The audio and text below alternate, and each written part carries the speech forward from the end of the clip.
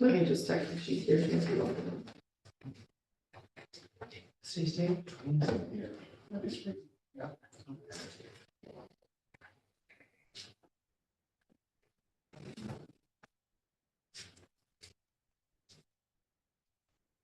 We're calling this a New York State link deposit program. I don't know if it's just something, I don't know anything. That's what it's like, it says NYS linked deposit program.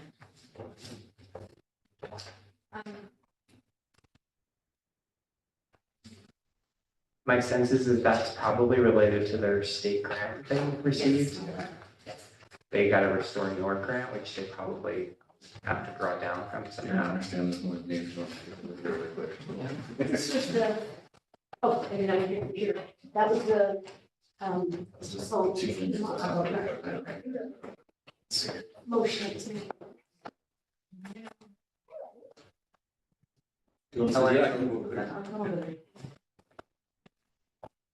All right, so we, I think, are ready. We're going to call this meeting to order. It is 8:07 a.m. on March 20th. This is the meeting of the Kingston Local Development Corporation. Thank you all for joining us today. We do have a couple of things on our agenda today, so bear with us while we get through some of this business that we have to attend to today. First, let's start with approving the minutes from our last meeting. Do I have a motion to approve the minutes? Thank you, Sal. Do I have a second? Crystal, all in favor? Aye. Any opposed?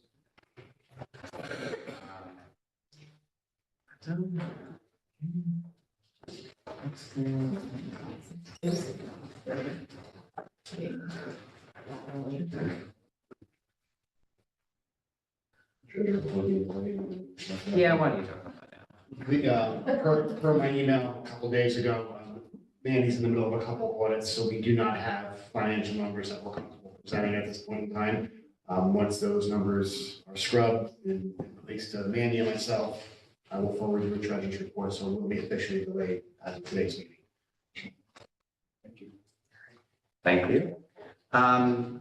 While we're talking about, you know what, before we go on, just so we are excited to be able to have a new board member that's going to be joining us. While it's not official yet, because I don't think we've gotten our appointment letter out yet.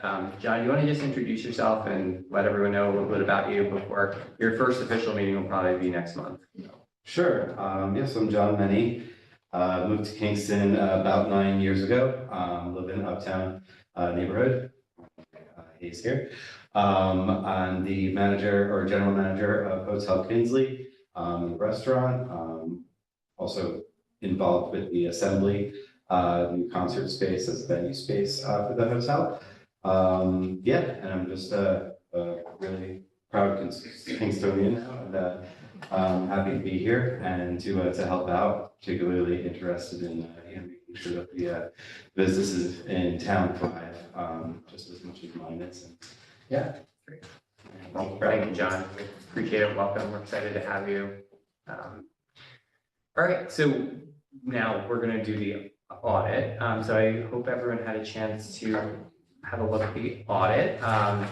Tony, Mandy, well, first, Mandy, I want to thank you for your work with our auditors. As always, I know it's a lot of information that's requested and shared back and forth to be able to kind of get to where we are today. So thank you.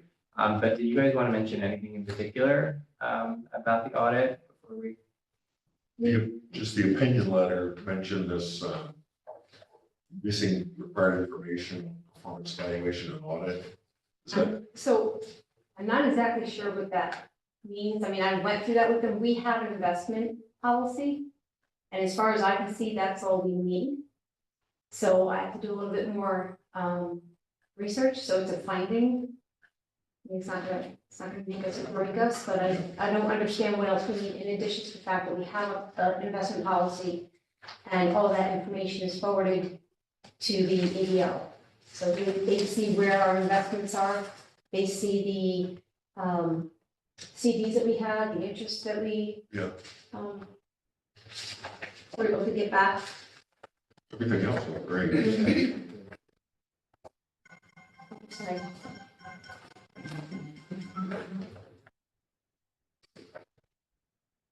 Does anyone else have any other questions, thoughts?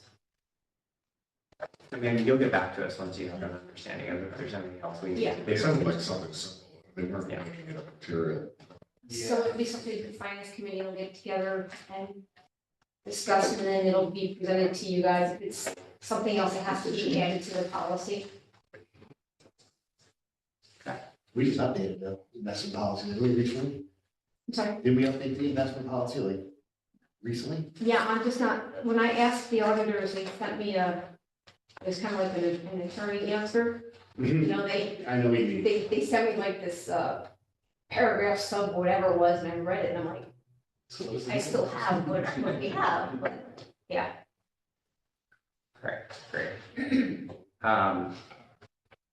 All right, so if no one has any other questions about the audit, I'll ask for a motion to approve the 2024 audit, so Mandy can upload it to the ABO. All right, Eleni, then Sal, all in favor? Aye, any opposed? Great. Well, thank you for that. Appreciate the work on it. All right, so the next thing we have is that I hope everyone had a chance to look at the draft of an MOA that my housing director Bartek, just a reminder, this is related to the business park. Bartek came in last month to be able to give us a presentation about the fact that we have the ability to build housing up at the Kingston Business Park, and to be able to kind of take the next steps, what we thought would be appropriate would be for the KLDC and the city of Kingston to basically enter into what we call the memorandum of understanding, but basically a willingness to work together to kind of head down the road of potentially writing an RFP to be able to find a developer at some point, and being able to have my housing director to be able to assist the KLDC and have the KLDC be willing to talk to my housing director. We felt as though having something a little bit more formal, would make sense. That would kind of lay out everyone's ability to, have a clear understanding of roles and responsibilities, at least at this very early stage. As you can see, there's no very detailed specifics in this memo at this moment, but I would suggest if we, one next step for this would be to just run this by our council to just make sure that our council doesn't have any concerns with the MOA. Obviously, maybe you guys have some thoughts already that we could share, but if not, I think having, George have a look at this for us to just make sure that we're covered, or we're not opening ourselves up to anything, I think would be a good next course of action, but we didn't want to refer to George without the board's approval to do that, because it will cost him a little bit of money to review it, us a little bit of money. So. How do we envision this ultimately working? Say there's a further development of the house, the process goes further, there's a RFP. Yeah. Who, at the end of the day, is going to be selecting the developer? You are, the Kingston Local Development Corporation. So as the owner of the property, you guys will be selecting the vendor. We'd be more than happy to assist. And I think in the end, deciding, the ownership structure of the land underneath the property is also up to the KLDC to decide, is it a long-term land lease? Do we sell it? Do we retain it? What makes the most sense, with the project. So that's also a KLDC. I think our role as the city of Kingston is to play the same role that we play with all of our other nonprofit and for-profit partners, is to basically be matchmaker, to be able to help, bring our different housing entities together, help them explore to the fullest potential of their land, and hopefully be able to help you work through the development process with a form-based code and with our planning department and with our building department. We kind of play like the bug role in helping to kind of get these things to move forward. So Should that process though, including the fact that it ultimately KLDC chooses a developer, should that be spelled out on the general responsibilities of the KLDC? To me, it was a little just vague on that point.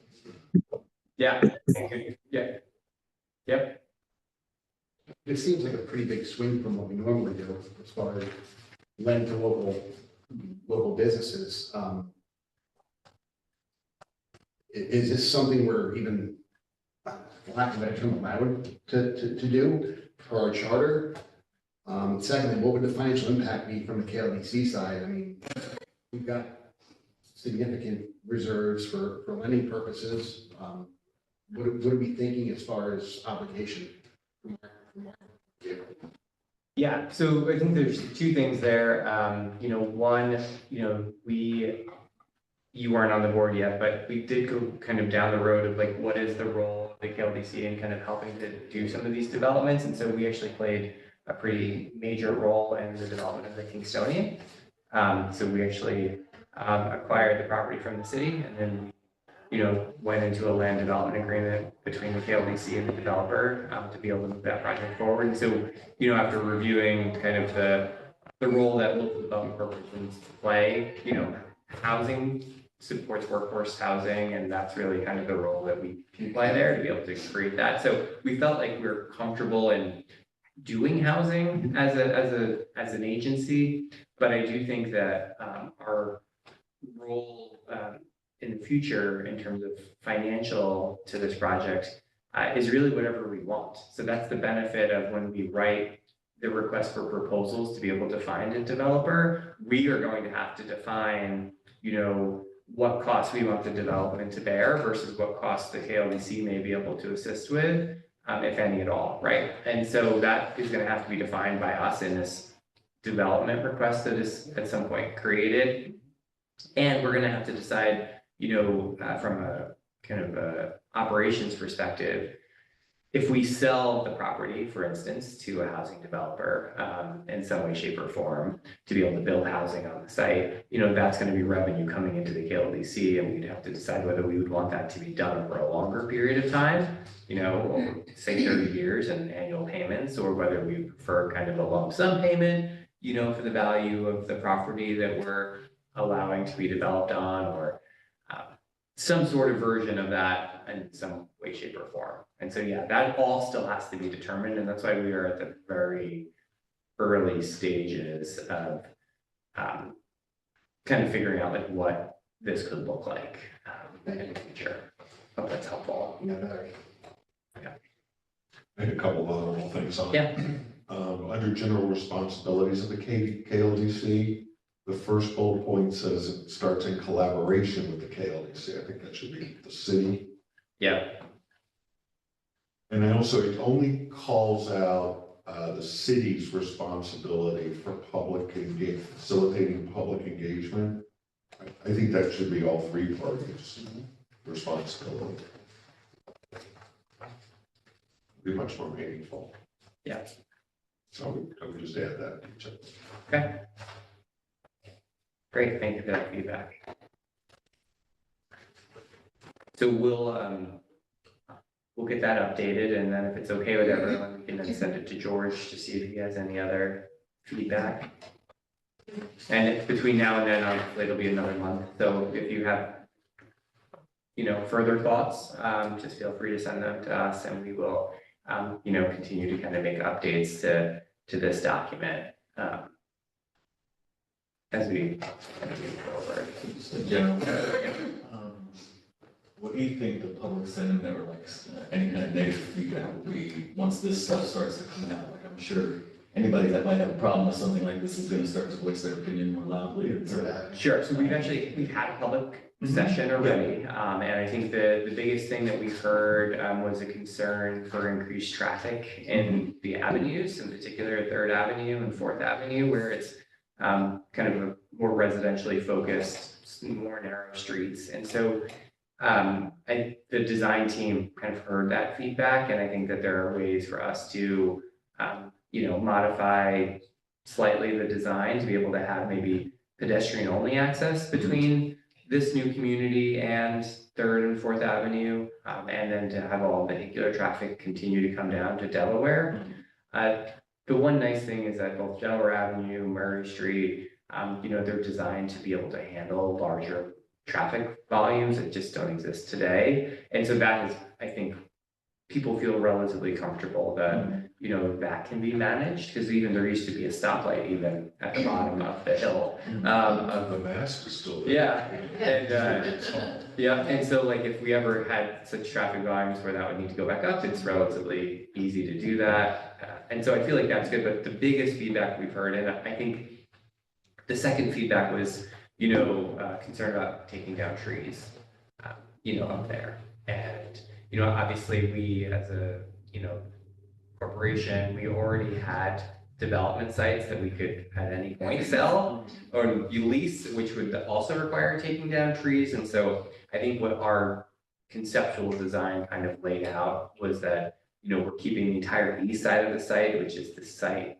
part of the site that you can see from the Hudson River as forested. And then the west side of the site that is shielded from the river views and from, you know, the downtown neighborhood is, you know, where we would do more of this building, and it would be done in a way that would not necessarily strip the land and clear cut, but more work kind of within the environment that's there.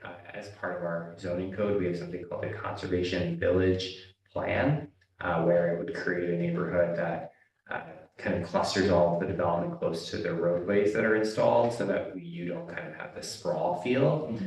And so those are the two feedback things that we've gotten so far. And again, still early in the process, you know, we would still, even once the developer is found and we're able to take this to the next steps of actually having like real drawings of what this could look like over a series of phases. There's going to have to be public hearings, and, you know, seeker is going to have to be redone. And, you know, we look at this as like a, you know, 10-year plus project if we were to build all 600 units. So it would be a very phased in approach. And so I heard I was watching some of the meetings as Mark's actually going and doing his tour of Talking Ashford. And some of the feedback was around like it almost being a requirement that you have an automobile to live up there because, you know, can the buses even make it up there? Yeah. And so for me, I just, you know, that's where I feel like we'll also get some feedback from the community around. Yeah, the other feedback that I heard also was about amenities. You know, it's like it's so far away, there's no public transportation. If you have to go shopping, it's there, you know, Rhinedown doesn't really have a lot of opportunities. So could there be some small daily, you know, could there be something there that would provide food or, you know, commercial activity? Does the school system feel like if Kennedy were the assigned grade school or elementary school for that, do they feel like they can accommodate the extra students? Well, so I think that's part of the process of any development, is that we have to basically calculate how many students of that, you know, would be expected to live in a facility like this based on the number of 1, 2, 3 bedrooms that are put in. And so that would then go to the schools, and then the school district has to kind of let us know, you know, can they meet the need or not, or what would they need to do? I mean, generally the enrollment has been declining over the last decade in the school district. As you guys know, they've also closed a bunch of elementary schools. But it, you know, we would hope that, you know, this would help stop the decline, and we'd start to go the other direction again. But yes, there is that required discussion during the planning board process. And do you sense there's going to be any pushback from Scenic Hudson or other groups about view shed changes from the other side of the river? No, at least not based on what we've designed right now. It won't be able to be seen from the river. And it would be, and anything that is built is also then below kind of our current seeker standards, so they can't be more than like 30 feet high or things like that. Yeah, That's good. Yeah. I think it's exciting. Hi, I have a quick question. Yep.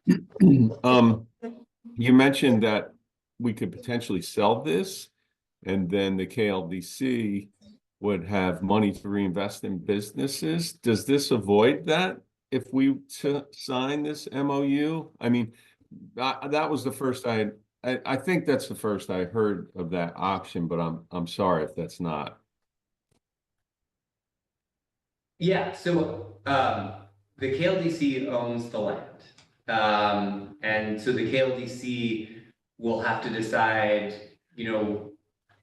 either pre the request for proposals to find a developer or during negotiations with the developers, how exactly you want to manage the land exchange, whether there is a fee paid up front for the land, a fee paid over the long term for the land. But it would not go to the city of Kingston. This is KLDC owned land, so it would somehow come back to you all in some way, shape, or form, and then you can decide, well, what do you want to do with that money? And that could be further loans to businesses, further, projects or programs, things like that. Yeah, I just wasn't sure if this would, prevent us from that. I'm sorry, I read it quickly, but this document is designed to basically be able to allow the city of Kingston to kind of help you get to the place where you're talking to a developer, just because there's not a lot of capacity here internally in terms of housing knowledge to really be able to, I think, effectuate this easily without us having to hire someone to help us do this. And so this is kind of a cost avoidance MOA is kind of what I'm thinking of here.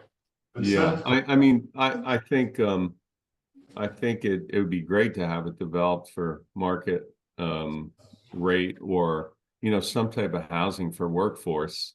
How do we control who really gets those gets an opportunity at the housing, so we're not so we're providing it for local residents, and then if it comes off the city's plate for maintenance, and I think it could be a win-win, but I don't know how much control we'll have after we relinquish it to, exactly, would the Kingston Housing Authority manage that, the occupancy, or how would we, I know I'm asking questions that are way far in advance, but I figured I'd throw them out there now.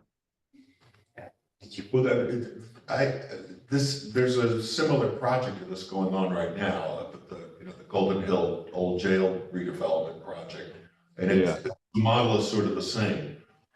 That was county owned. The county transferred titles of property to a public authority, the Ulster County Housing Development Corporation, which, much like the KLDC, has title to it now. They requested RFPs. The development agreement that eventually came was, 100 pages long, Paul, and it includes all those terms you addressed, the levels of affordability, the spreads, all that stuff. So it's not unlike that whole process. Yeah, well, then if there's a template for us, that's good. That's for sure. Great. Did anyone have any other questions at this point? This is all really great feedback. I really appreciate it. And we'll get this edited a bit, and then we'll get it to George to see if anything else pops up. But all right, great. Thank you. I think we're prepared today to discuss the loan application in executive session, right? Great. And so we have a loan application from the Kingston Standard that has come back to us. And so I would like to make a motion to enter into executive session to be able to discuss the details of that loan agreement and the financials behind it. And I would ask that if it's okay with the board to allow Sarah and John to sit in with us today to listen to that discussion. And so if that's okay with everyone, I'll have a motion to enter into executive session. Hayes and then Crystal, all in favor? Aye. Do this here.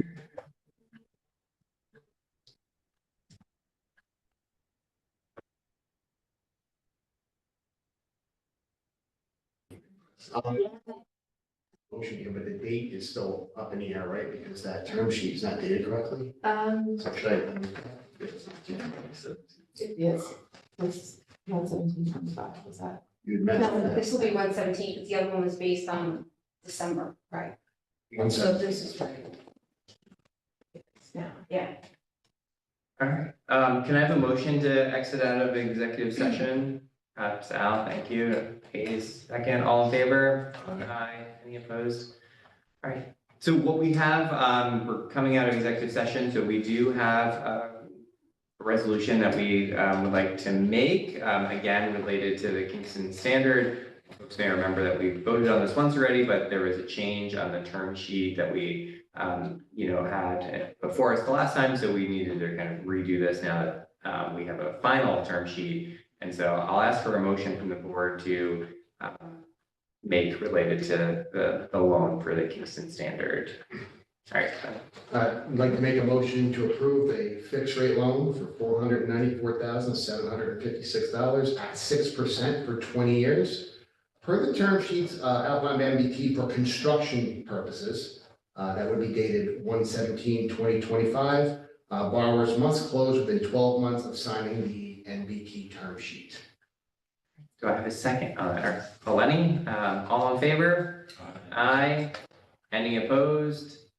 Okay, great, and that passes. Thank you all very much for your efforts on that. Very excited to see Kingston Standard be able to make this major renovation to their campus and to be able to make some more local product, so.